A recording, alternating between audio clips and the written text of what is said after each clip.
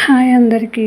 ఈరోజు నేను బెండకాయ రోటి పచ్చడి ఎలా చేయాలో చూపిస్తాను చూడండి. ముందుగా దానికి కావాల్సిన బెండకాయలు తీసుకొని నీట్గా వాష్ చేసుకొని కట్ చేసుకొని పెట్టుకోవాలి.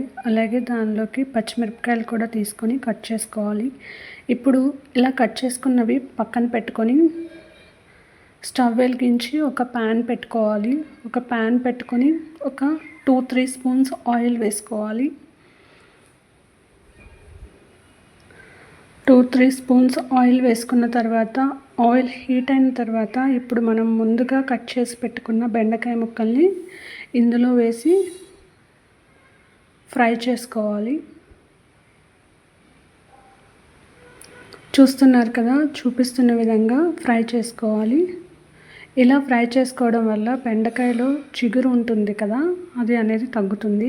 ఇప్పుడు అదే ప్యాన్లో ముందుగా మనం కట్ చేసి పెట్టుకున్న మిరపకాయలు కూడా వేయించుకోవాలి. ఇప్పుడు ఇవి చల్లారిన తర్వాత ఒక మిక్సీ జార్ తీసుకొని ముందుగా పచ్చిమిరపకాయలు, వెల్లుల్లిపాయలు, జీలకర్ర, కొంచెం చింతపండు, అలాగే తగినంత ఉప్పు కూడా వేసి మనం గ్రైండ్ చేసుకోవాలి. చూసారు కదా, చూపిస్తున్న విధంగా గ్రైండ్ చేసుకోవాలి. తర్వాత ఇప్పుడు బెండకాయ ముక్కలు వేసుకొని కచ్చా పచ్చాగా గ్రైండ్ చేసుకోవాలి చూపిస్తున్న విధంగా. అంతేనండి. ఇప్పుడు దీనికి పోపు పెట్టుకోవాలి.